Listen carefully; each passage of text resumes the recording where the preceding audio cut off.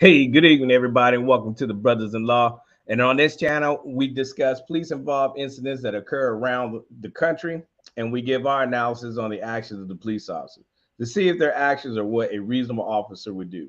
We also take a look at the actions of the citizens to see if they have followed our acronym of CALM, which stands for comply, answer questions, listen, and move on, where their situation had turned out differently. Now, you may agree or disagree with us, but by the end of the video, it is our hope that you get a better understanding of how these incidents unfold. So if you're new to our channel, again, my name is Corey, and I was a Virginia State police officer for 7 years, and I'm a retired Navy Chief Petty Officer of 21 years of service. And Mike. Yeah, all right. Thanks for joining us, guys. I'm Mike Bradley. I'm retired 26-year police officer veteran in Northern California, also a 6-year Army veteran. And we're going to talk about some stuff today. We had some issues a little earlier that sprung on us on the last minute. But we're going to try to wing our way through it, folks. But if you have any subjects or topics you also want to bring up, any questions, feel free to chime right in. We'd love to answer any questions that you have. Yeah, so what happened, what Mike is talking about, the video we had set up was titled Controversial Arrest. A black woman with attitude gets arrested over a seatbelt violation. So normally when we get our videos, we're pulling them off of YouTube. And what happened in this instance, the person that posted this video, I guess there was some type of third party disagreement with it. They didn't, I guess, have the permission or whatever to post that video. So that channel took the video down. So that makes us not being able to show the video. But however, we could still talk about that video, and I'm trying to pull up another one that Mike and I had taken a look at earlier this week, but we chose the one that we had set up for tonight instead. So, but both are good, very good talking points of discussion about our interactions with law enforcement and the do's and don'ts of how you should interact with law enforcement when you come in contact with them. So just what we had tonight was set up again was called the controversial arrest of black women's attitude, no seatbelt. So this actually took place earlier this year in Illinois, where a young lady was leaving her house and went to the gas station to get some gas. Well, lo and behold, when she gets out the vehicle, officers behind her stopping her for not having a seatbelt on. And from that point, Mike, she gets goes downhill real quick. Yeah, goes downhill real quick, and she gets very vulgar with her language, and I will say, in the officer's defense in this, is that he maintained his professionalism the whole time through. Ma'am, I need your ID. This is what, and she's just going irate, cursing and swearing and everything, and calling him every name but his name his mama gave him over a seatbelt ticket. All right, now go ahead, Mike. I see you. I see you. We talk all the time. One of the things we say all the time on this show is how you come across the officer really dictates what ultimately how you're going to be treated on the stop. You know what I'm saying? Attitude is big, although we're not going to say that as long as you're nice to an officer, you ain't going to get a ticket. We ain't going to say that. But how you respond to police officers when they're pulling you over has a whole lot to do with what might happen.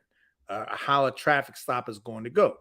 Now, this was in this video, or in this incident, this was just a regular traffic stop.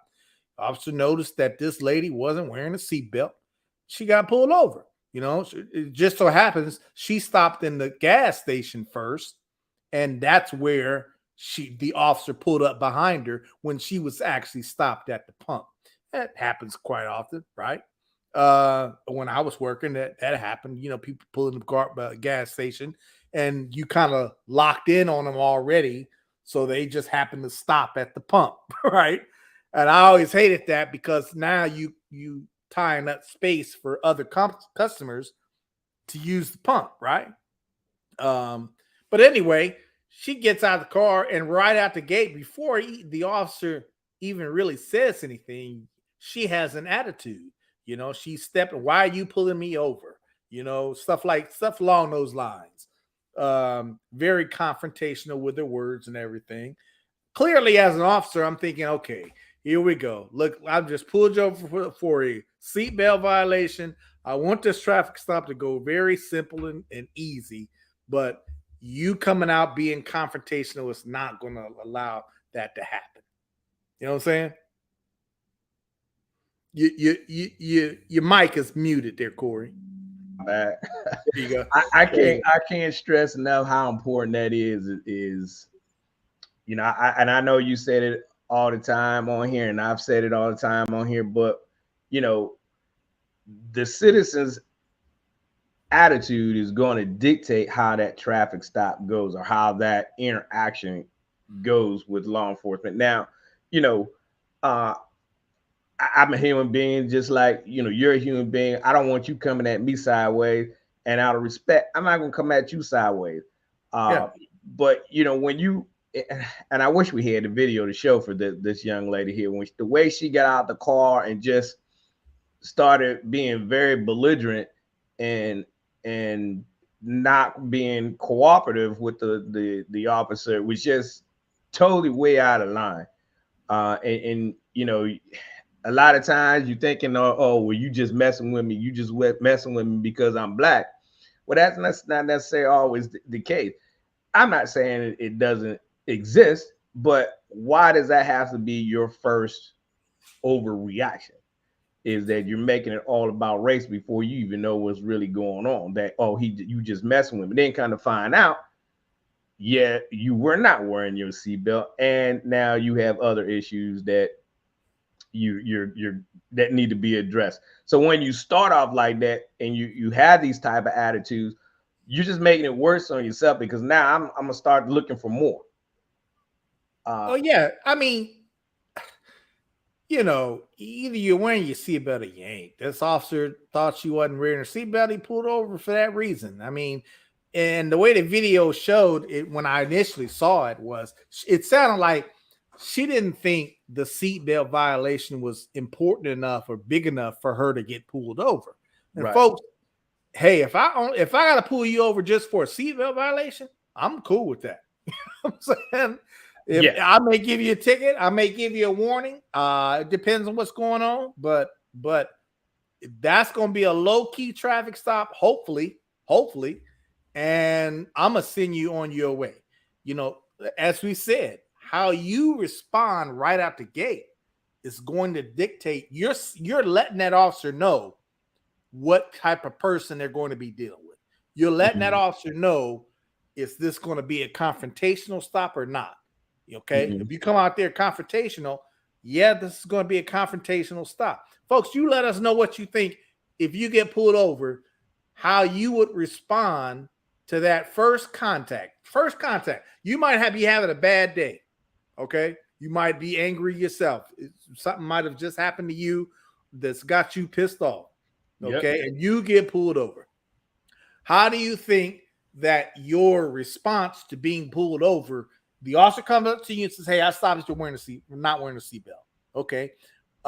You might disagree. You might say, I was wearing a seatbelt. Or a lot of times they'll say, well, I was wearing my seatbelt, but comes to find out they actually didn't put their seatbelt on until after the fact. You know what I'm saying? When the officer initially saw them driving, they didn't have their seatbelt on. But then when they reach around, they put it on. Just because you put it on after the fact doesn't mean you can't get stopped for the violation. Right. Okay. And I'm gonna tell you too, there's a little trick. When the officer will check your seatbelt to see if you did in fact have it on. And a lot of them will say, well, I just took it off when I seen you coming up. Oh, did you really? And the way your seatbelt is on the side, if it's slack in it, then okay, you did have it. You did might have had it on. If there's no slack in it, and I go and touch it, and I can feel there's no slack. You never had that seatbelt on. Now you're lying to me, right? So True. I can understand that. so Uh, I will call. I used to call him out on that too, because I know very good and well you ain't had that seatbelt on. And here's another point too. Here's another little trick you got to watch out too when you sitting in there. Now you're always thinking when you get pulled over, man, why is he back there so long waiting? Well, like we said on here, we're looking at movement. We seeing what's going on there. I'm looking at your movement to see if you lean forward, you got that seatbelt on. I'm looking to see if you moving your shoulder a certain way to see if you taking the seatbelt off. Right. So we're sitting there being observant what's going in it. So when I come up there and ask you certain questions, I already know what the answer is. If you yes. had the seatbelt on or not. And so that is a reason too why at times it seems like they also and they're also running your license, your registration is your license plate as well. So that's a reasoning too why it can take the officer a few minutes to get up there to your vehicle once they've stopped you. Go ahead, Mike. No, I mean when I've stopped plenty of seatbelt violations, and usually when I catch those seatbelt violations, it's actually me catching you, passing you. Like if we're going opposite directions, and I see you coming, approaching me, I can see that seatbelt is not draped across your chest. Oh yeah, yeah, yeah, Or yeah, yeah. other times I might be behind you, and I can clearly see the strap of that seatbelt is still on the side with the buckle swinging around. Yeah. So I know you don't have that seatbelt on. You know what I'm saying? So I'm not going to stop you unless I know for sure that I, at minimum, have the violation that I'm stopping you for. You know what I'm saying? When it Right. comes to stuff like that, if I say you didn't have a seatbelt on, I actually physically saw that you didn't have that seatbelt on. You know what I'm saying? And again, you have a lot of people that they see you looking or they see you at the last minute, and then they try to go ahead and sneak around and get that seatbelt on. But it's too late. I already Yeah, got I you. already saw it. I Right. already saw you. Right. You know what I'm saying? So unfortunately, folks, we're trying to talk about your attitude when it comes to being stopped by the police and how that comes across. In this case, we had a video for you guys about a seatbelt violation of how a woman reacted when she was pulled over. Unfortunately, we're not able to show that video. It was actually taken down from YouTube from some other unrelated reasons, I guess. You know what I'm saying? So unfortunately, we can't show you that video right now. Well, But I do have something. yeah, okay, we do got I something. do have something because it's a good segue in from what we were just saying earlier is how you know our officers racist web. This isn't a racist one, but it's one where I believe that the police officers were overreaching. This video here, I believe, occurred last month, early last month, or I think in March, early March, I think it was. I'm not sure the locality of it. Maybe Mike, you might remember the locality of it. But however, this was a black man on a public street, on public sidewalk, looking inside another vehicle. The police come out, make contact with him, and ultimately arrest him for I think it was trespassing or something like that in the vehicle. Some lane. Something like that. They'll mention it in the video, but it's just gonna happen. But we're gonna talk about it. I'll show it to you. It's pretty lengthy. I'll show you just about half of it, and then I'll post it in here. It's actually on Facebook. One of our viewers had sent it to us last week. So we get quite a few in, so we kind of set them up for each week. But I think this is one we're going to do next week. But we'll go ahead and give it in. Go ahead and give an analysis on it now. So this is a good little segue into it when we're talking about police and are they messing with you and how they can come up with a bogus charge, if you will, and arrest you. So with that being said, I'm gonna go ahead and throw it up on the screen here, and we'll get it rolling. An ID on you? I don't answer questions. Do you have a name? I don't. Yeah, I remember this, Corey. Now, just to give some context to the video, real quick. You have a name. This is all one jumpsuit. You tell me I'm making a big mistake all day. What are you here? Hold on a second, y'all. Give some context. I gotta rewind it back. This gentleman was apparently these officers dealt with this guy before, and I think it was questionable circumstances then. Well, this is the second incident. It sounds like this guy was actually looking through some cars or something, or looked into a window of a car, and he's standing on a sidewalk. And if I'm not mistaken, I think he got his camera going, or somebody else got their camera going, or something like that. It's almost like he's waiting to see what's going to happen from him standing there doing what he's doing. And of course, he draws the attention of these officers, whether it was a call for service or they just saw him out there. I don't know. I'm not clear on that. But they end up contacting him under like a suspicious activity. They see this guy, see looking into a car window. Okay. First of all, let me ask our viewers, do you think that's a reasonable call for service if a citizen or somebody sees somebody looking into car windows? Okay. That's all you have. Guy looking into car windows. You don't have nothing else. Do you think that's a reasonable call for service? Based on my experience in law enforcement, yeah, that's a reasonable call for service. Why? Why wouldn't it be a reason? Why would it be a reasonable call for service? Well, people who steal cars, they like to look in the cars and see whether they can steal that car or not, or see if there's property in that car to steal or not. Common ways of car burglaries is they'll smash the window, reach right in, and grab the items that are sitting on the seat. Okay, you'd be surprised how many people leave backpacks and purses and stuff like that on the seat or on the center console. So that's very common crime. So it is a reasonable call for service to call if you see someone looking in the car windows. Okay, now is it illegal right out the gate? No, it wouldn't. It's not illegal right out the gate, but it is something to grab your attention and maybe have the police come and check it out. Now how the police deal with that call for service, that's a whole different ball game.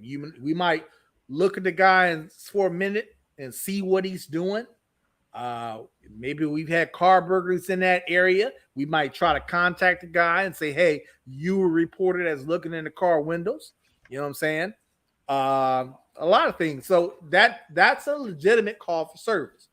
But this video, this guy seemed like he was trying to bait these officers into doing something. And they do make some terrible decisions. Oh, for sure. Not terrible, but they do make some bad decisions. Okay. And what ends up happening to this guy? Yeah, I have a few questions on their arrest, as well as to, all right, well, I'm on public street. Like you said, yes, it raises a level of suspicion, right? Sure it does. That's reasonable. It garners the right for you to question that individual. Sure. Right? Because it is suspicious activity that you're doing. One, that car does not belong to you. Two, you're looking inside of it as if, what is it that intrigues you? Now, I get it if you see, it's a Lamborghini, heck, if I see a Lamborghini, I'm gonna go up and look at it. You know what I mean? How often on a daily basis do, especially where we live, do you see an exotic car like that? Right? Yeah, it's gonna give you curiosity. Go and look. Now, but you have what's one of the hot cars that they stealing now? I think it's the Hyundais. Why they're stealing Hyundais a lot, right? That's like the number one or number two car, most popular car for thieves to steal now. Why? Because it's easy to break into. So if I see a youngster looking inside another vehicle like that, again, call for service. suspicious person looking in vehicles in an apartment complex. Let's use that. I've heard that before. You're gonna go look and see, hey, is there a reason why you're looking into these cars like that? Strike a conversation, because is he really breaking the law right now? No, it's not illegal to look into someone's car. No, it's you not, got to look at the context of it, though. Right. You know what I'm saying? Right. If you know that it's common for people to look into cars because they're getting ready to either steal a car or steal something from inside the car. You know what I'm saying? Very common. So it's not, the point I'm making is it's not unreasonable. It's not unreasonable to think that, hey, this could be someone looking to steal something from the car. That's not unreasonable. That's how it starts. So looking in the car. I don't walk down the street and look into every car window. You know what I'm saying? Right. Like you say, the Lamborghini part, that's the exception. I might not have seen a Lamborghini up front. It might be something that you haven't seen a lot. So, I might go up and look at that. But I'm not just looking in the car windows, going up to several cars or trying door handles. You know what I'm saying? We get that. Those are common calls to service. Somebody trying door handles. Why do you think they're trying door handles, folks? To see if the car is unlocked. See if it's unlocked so they can easily open it up and rummage through, see what they can steal from inside. Right. I would be willing to bet, Corey, and I only say this because I don't have statistics right in front of me. I would be willing to bet that you have more theft from cars than you do theft of cars. You know what I'm saying? I know when I was working, that was a very common crime, stealing stuff from the cars. They smashed the window, broad daylight. They'd smash the window, jump in, reach without even opening the door. Jump in, reach, and grab whatever they saw in the center console, bags, cash sometimes, electronics, whatever they can find in the glove box, grab it and take off. Very common crime. Yep. All right, let me see if I got this video set up right now so we can get into it. Let's see. You're being detained because you're looking at cars. Do you have an ID on you? I don't answer questions. Do you have a name? I don't answer questions. Do you have a name? This is all one jumpsuit. Sir, you're under arrest. It's over with. You can tell me I'm making a big mistake all day, but you're here. I already explained that to you. Do you have anything on you? Welcome back to the Lackluster channel. In July, I reported an incident that occurred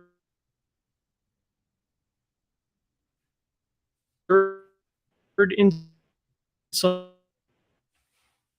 of 2021. Off the phone of they extricated from a vehicle during an alleged unlawful search and seizure during a traffic stop. I have a huge update on that incident at the end of this video, but first we'll explore a second incident that was submitted by the same viewer. On March 17th of 2022, Jamar was filming from the public sidewalk outside of the 5th District Chicago Police Department. Officer Velez and Carter noticed Jamar filming private vehicles on the public roadway and made contact with him. Hey, how's it going, boss? This your car? You were just looking at it. Is this your car? Turn around for me. Turn around for me. You're being detained. Stop.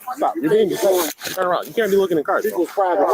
You were bent over looking in the car, bro. I got you on camera. Turn around. You're fine. You're fine. We just watched. You got an ID on you? Let me see his hand. Put the phone up. Let me see your hand. You got an ID on you? What am I getting detained for? You're being detained because you're looking at cars. I'm under arrest. You're being detained. You're being detained. We got our cameras on. Do you have an ID on you? I don't answer questions. Do you have an ID on you? I don't answer questions. Sir, are you refusing to give me your name? Because if you are, I'll just take you in. Do you have a name? I don't answer questions. Do you have a name? Okay, let's go. That's fine.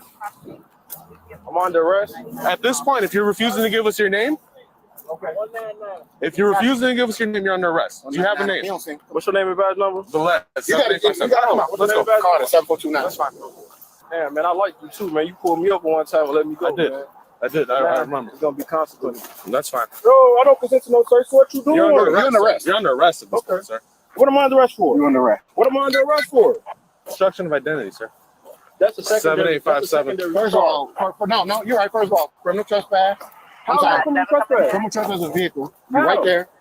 Okay, so criminal trespass of a vehicle. At this point, it's for a judge. You look real dumb when you going here, bro. I hear you, dog. I hear you. Criminal trespass. Yeah. Come on, put the car. I mean, I'm not a vehicle. I'm a police station. I'm sorry. You're right. Jamar has now been arrested for looking through a car window. The officers tell him that he's being charged with criminal trespass of a vehicle and obstructing identification. Now, what you think about this up to this point, Mike? Well, up to this point, I think these officers are out of line. Okay, tell you right now, criminal trespass of a vehicle. Okay, now out in California, there is a vehicle code violation along the lines of vehicle tampering. You can't enter into someone else's car without their permission, of course. Right. Entering someone else's car and start, going through their glove box or stuff like that.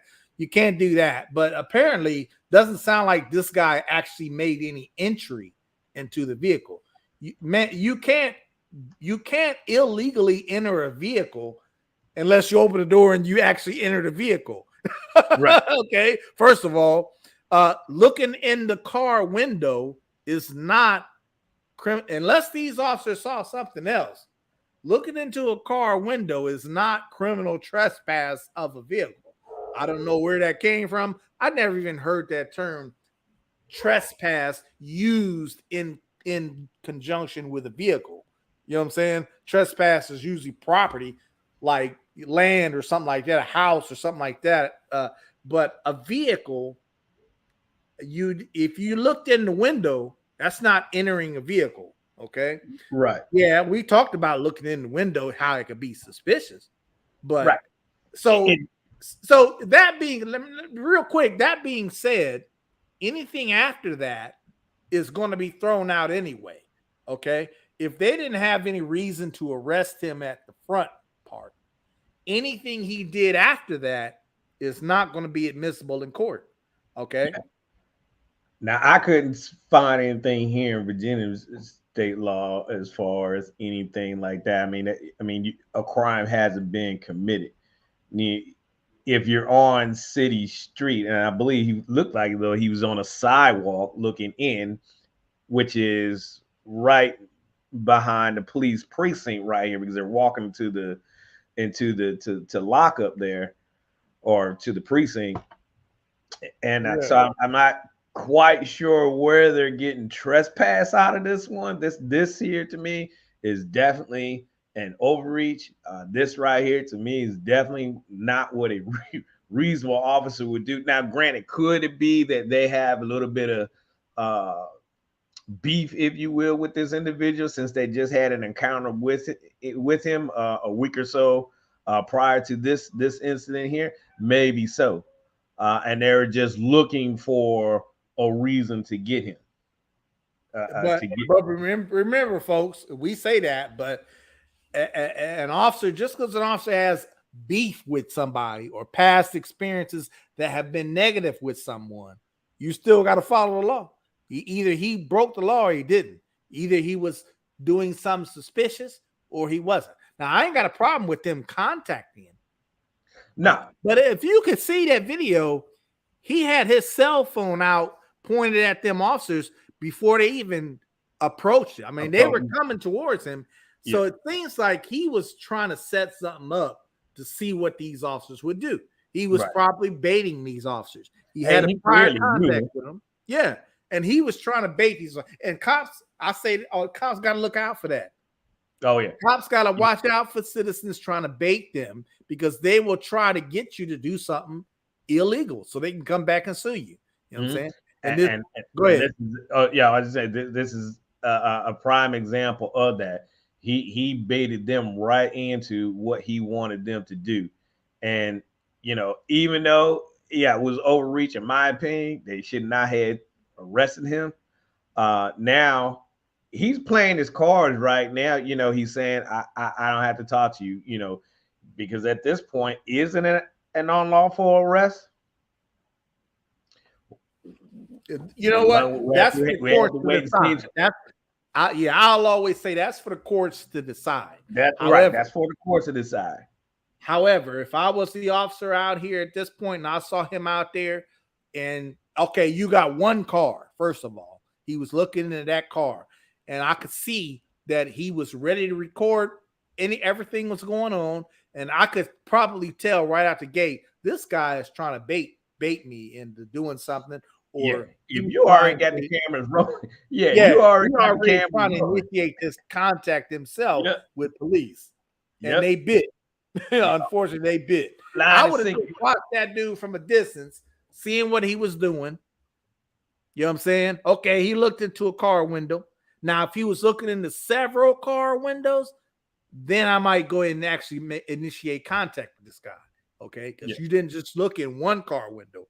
Now you got a whole row of cars. You walking up and down looking in the car windows. That's a whole different ball game. You know what I'm saying? Yep. But in this case, Proverbs 17:11 says they don't seem to have probable cause. I think they had enough to garner an interaction. They didn't have. There's not enough probable cause to arrest. Right. If that's what you mean. There you go. They had enough to interact with them, because again, you're talking about suspicious activity, right? If I see somebody, lurking around your windows around your house, that's enough for me to think that, okay, hey, what's going on here? I can go ahead and make that approach. Now, through that initial contact and an investigation, I find that, he's got some tools on him that are commonly used for breaking into homes.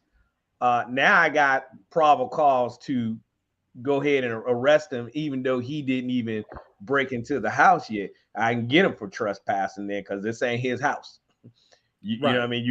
You got the so-called burglar tools on you to breaking into the house, which is a crime too.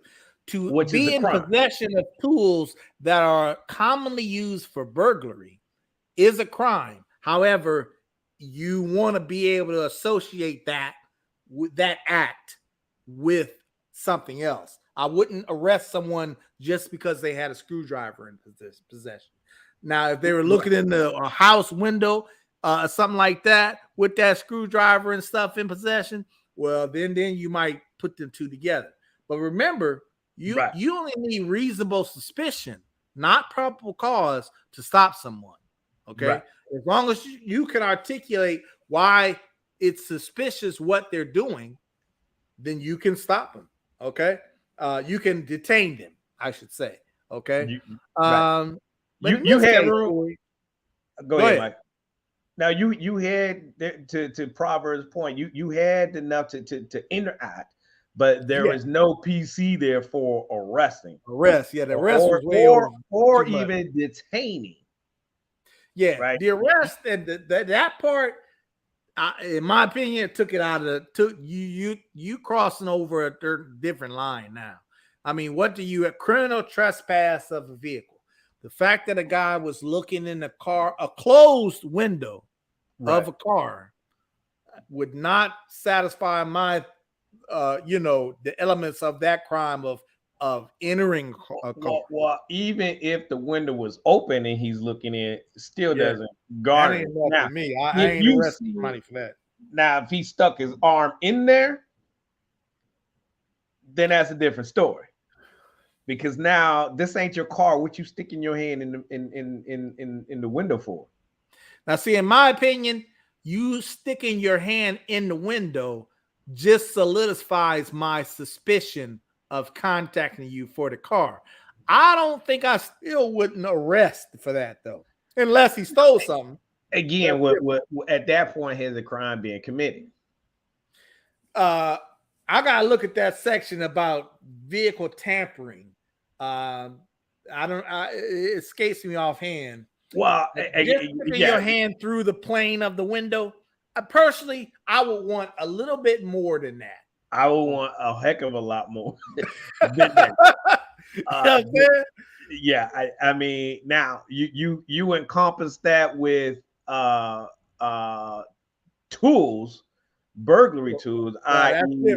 screwdriver, whatever else they're using, crowbar. You looking at something different. Now you got you looking at forcible entry of a car at that point.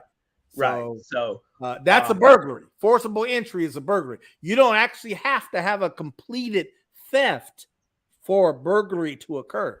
A burglary just means you have intent to enter something.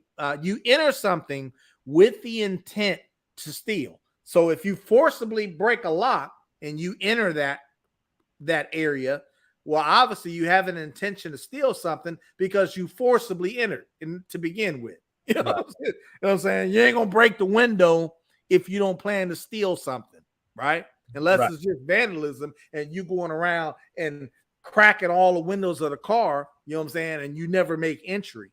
But if you forcibly enter the car, oh, that's a burglary right there. You know what I'm saying? So, So all right, in this case, I think this guy was baiting these cops, though. Right? Yeah, I think these cops shouldn't have arrested him. Okay, but folks, these cops.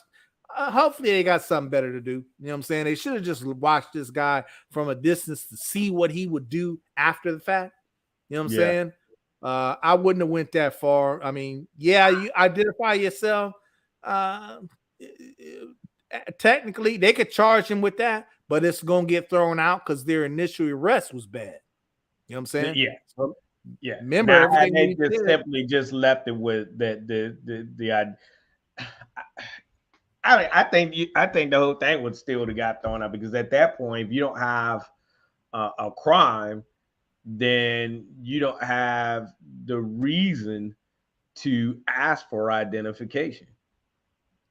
Yeah, that's the whole point. I mean, if you wrongfully arrest someone, although I will say this, I'm gonna give props to the suspect or the guy who was holding the cell phone because he didn't go all off the deep end. He didn't cause no physical confrontation. He didn't, you know what I'm saying? He didn't refuse to put his hands behind his back. Yeah, he was asking questions, but he didn't refuse to put his hand behind his back. This was not a physical altercation with this guy. And I applaud that guy for that, not letting it get to that point. Because if he would have fought, yeah, then these officers would have had a use of force issue and they would have had to fight with this guy, right or wrong. They would have had to fight with this guy and somebody could have gotten hurt. You know what I'm saying? Well, I applaud that guy for that. Yeah. So Proverbs 17:11 says in New York, if you commit a crime while trespassing, it is a burglary. Okay. That's very interesting. Yeah. Each state is different. This is why we encourage everybody to know your local laws. Yeah. And ordinances because each state is different, you know, and a lot of times when you travel, you know, just because you may be able to do it in your state, you don't mean you can do it in another state. So it's very important to pick up on your laws. Yeah, some of them have common some commonality in between the laws, but you know the wording can be different. You know, a lot of things can be different in that. So you know, it's up to you, the citizen, to know these laws when you go to state. You know, especially when it comes to the weapons, especially guns. You know that state's law when you're going. You know, traveling through it. You know, for the you can open carry here in Virginia.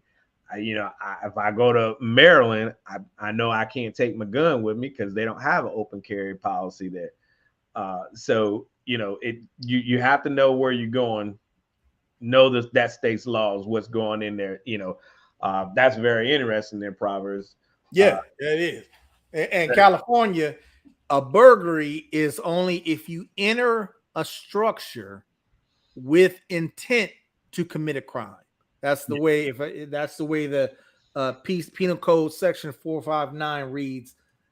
If you enter a structure with the intent to commit a crime, all you have to do is establish they had intent to commit a crime when they went in. Now, obviously, if you force your way in, well, obviously you committing a crime just by forcing your way in. Yeah. But Corey, you know as well as I do. A lot of times when they get to court, they'll plead a burglary down into a trespass, and that's an example I was just getting ready to get ahead of. They'll plead it down from a felony to a misdemeanor. Right. You know what I'm saying? I had a guy just like that. He was trying to use the keypad. It was a combination lock the lady had on the front door. He was trying to access that He did it about 3 or 4 times. Wrong code came up. She called the cops. We get there. This was this buddy of mine. Get there and make contact with him. Find out he doesn't live there. Attempted to charge him with burglary, but ultimately ended up in just a criminal trespass. So they, like you said, they just drop it down to the next thing. Officers going to charge what they feel that conviction they can get, but then when you go to court, the way the courts are now, they're going to drop things down for you go from a felony to a misdemeanor. This would have been a felony charge, dropped down to a misdemeanor, and he pays a fine, suspended, jail time, jail sentencing, and put on papers for, I think, a year it was, he said, and that's it. For breaking in. So every state is different, Proverbs, and that's if they can make those things stick up there, man, that's good. Yeah.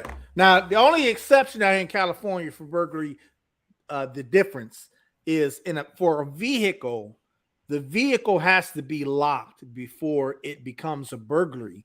If you force your way into a vehicle that was locked, that's a burglary. If the vehicle was unlocked, however, and you open the door and say you steal something out of the glove box or whatever, but the vehicle was unlocked, then it's just looked at as a theft. It's not a burglary. A burglary for a car has to be forcible entry. That's the only thing I can think of off the top of my head that I'm looking at for California law. But like you say, Corey, every place might have a little bit different wording, which means it could be argued differently. You know what I'm saying? All right, we're gonna keep it moving here. All right. Illinois compiled statute 720 section 21-2 defines criminal trespass to vehicles as a person who knowingly and without authority enters any part of or operates any vehicle. Jamar never entered a vehicle or even attempted. And see, that's interesting right there, Mike. Yeah. Well, like we said, he never entered the vehicle. He never entered it. So what are you charging? That's not, you can't have a trespass unless you at least enter the vehicle. There you go. So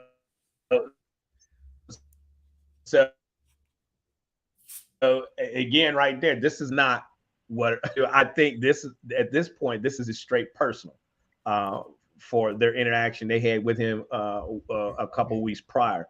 I mean, clearly the guy pulled up the code section for it. Let me see if I can rewind it back to that, and we take a look at it. Their section 221-2, criminal trespass to a vehicle. A person commits criminal trespass to a vehicle when he or she knowingly and without authority enters any part of or operates any vehicle, aircraft, watercraft, or snowmobile.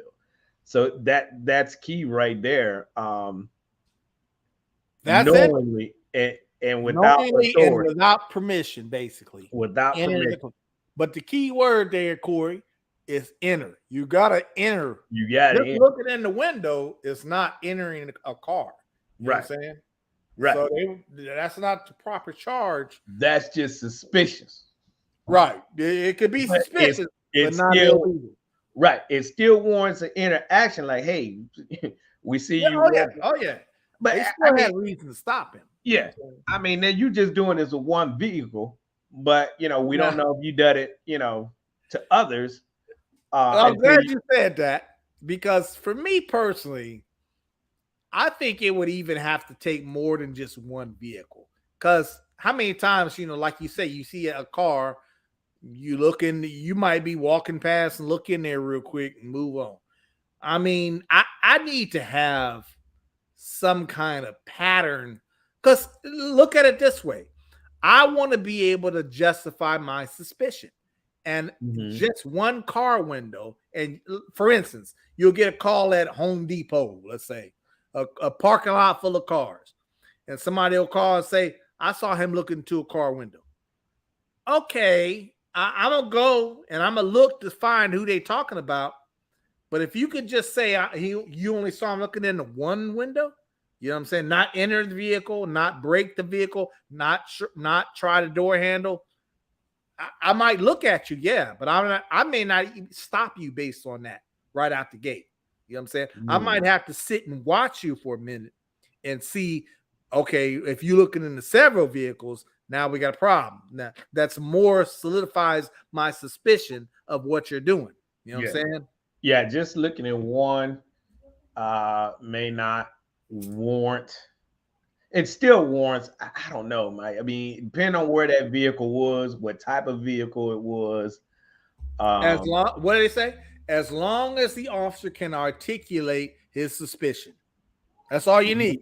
Okay. Yeah, I know we've had car burglaries in this area before. I know a common entry point is for people breaking the car windows to reach in and grab stuff. Okay. This gentleman was looking into a car window, clearly looking into a car window to see what was in there, and that car did not belong to him. Okay. Those you can articulate the suspicion, I think, but when it comes to arrest, that's a whole different ball game. You know what I'm saying? That's a whole different ball game. All right, we're gonna keep it going. To vehicles as a person who knowingly and without authority enters any part of or operates any vehicle. Jamar never entered a vehicle or even attempted to, and the officer then tries to change the charge to criminal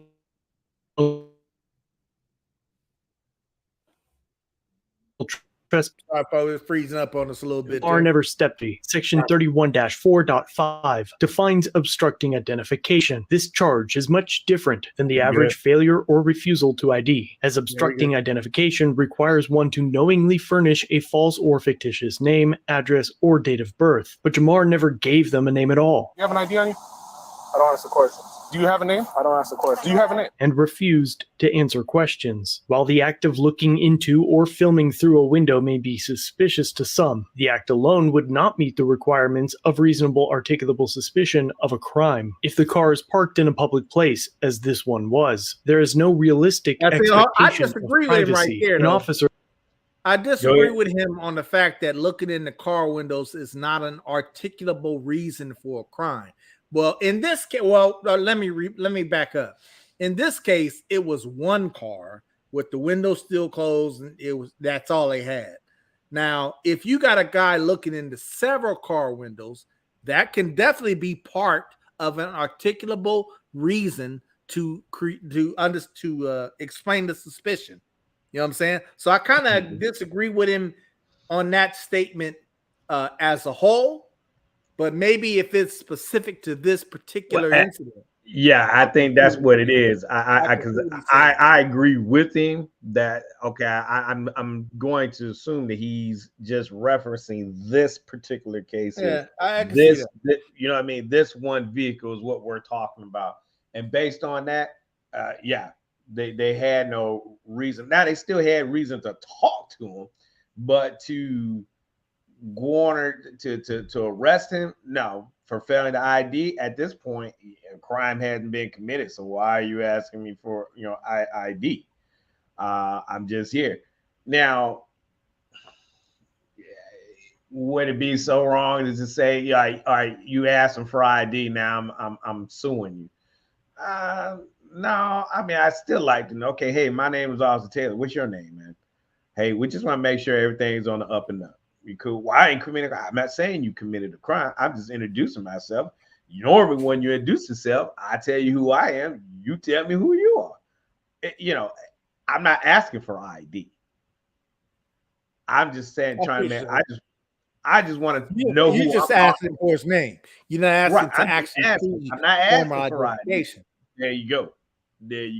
I would approach you like that. Let's talk about this situation.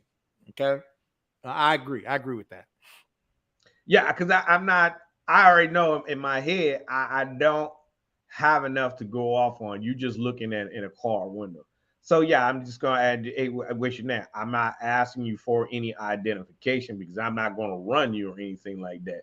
I just, for conversation purposes, I'm just trying to carry a conversation with somebody I'm just meeting on the street. I wouldn't even. I mean, there's no reason to detain him. You're right. There's no reason to detain you. Just striking up a comment, say, "Hey, what's going on?" But you like that car? That's not your car, is it? Hey, no, it's not your car. All right, cool. Once you told me it ain't your car, we good. All right, hey, don't gaze in it too long. You're gonna raise some suspicions. Yeah, there you go. I might say Explain something to like the- that, and hey, Right. man, and just keep it moving on. Yep, that's it. That's it. He didn't do nothing. I agree. I mean, looking in the one window, and then he's standing there, turning around with the cell phone, filming. Yeah. Okay, you are definitely trying to bait something and happening here. You know what I'm saying? But again, you know what he did? He didn't put up a fight. He turned around. They didn't have no problems handcuffing. Right or wrong, they didn't have no problems handcuffing him. None of that. So I do applaud him for not creating a more, because he knew what he was doing. He was going after them to get a lawsuit. Had he not been trying to do that, it could have ended up being a different story. True. The whole resistant thing. He could have took off, running from them. Whatever the case may be, he knew what he was doing. He was setting them up. He was looking to get a lawsuit, and he did. For time's sake, he ended up suing this department. I think he has two lawsuits out against this department. So this is why I'm saying, to my opinion, Mike, he was baiting them in to try to get the main lawsuits against this precinct, this department as he can to I don't know, whatever try to point he's trying to prove. But I think this is. I guess he got a lot of time on his hands to do projects like that. I guess so, man. Do. Unfortunately, there are people out there, groups out there who will purposely bait cops to try to get a lawsuit or whatever they're trying to do. They'll do that, and cops need to be aware of that. And you know what? Hey, long as those cops are following the law, they ain't got nothing to worry about anyway. You know what I'm saying? Nothing to worry about. And I highly encourage you to videotape. Sure. I love video cameras. The only thing that I'm seeing today with video cameras is a lot of times, even with a video camera, some citizens will have different perceptions of the video.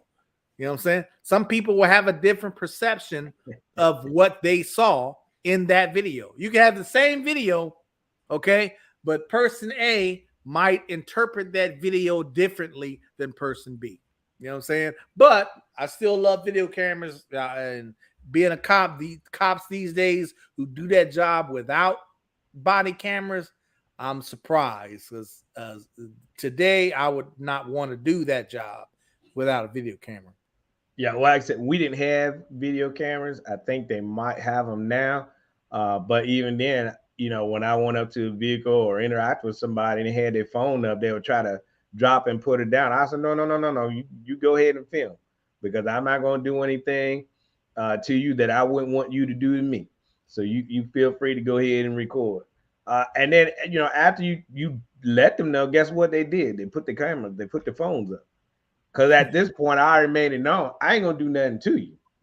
Yeah, and I'm recording just like you. You know what I'm saying? I'm recording too. And when we had a dash cam in the vehicle, and I had my mic on me, so once I made that known, hey, we're good. I'm not going to do anything to you that I wouldn't want you to do to me.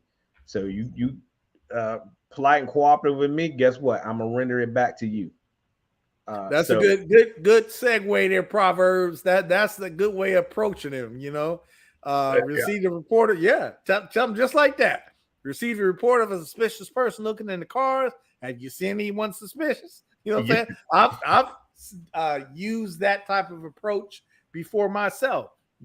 Where you talking about them particularly, but you play it like, have you seen anyone in the area matching that description or doing this type of behavior? You know what I'm saying? When it's him that you're looking at. You know what I'm saying? Right. That's a good one. That's a good one. So like I said, this video here is not the one we had planned for tonight. The one we did have set up, which was the controversial arrest of Black woman's attitude with no seatbelt. that video was actually taken down off of YouTube. So we had to improvise and come up with another video that we already had on the back burner anyway. I think we were going to do it next week, but we went ahead and jumped in. Now I'm going to have to go in and change the thumbnail on it now, so YouTube doesn't flag us on it. But we hope you still got something out of this. Yes, police officers make huge mistakes and can get baited into a citizen. Yep. And we saw it here tonight, and he handled himself. Yep. Did he follow the acronym CALM? Yep, to the T. Yeah, he did. He did. Sure did. He followed the acronym CALM to a T. Comply, answer questions, listen, and move on. And now he's got a lawsuit.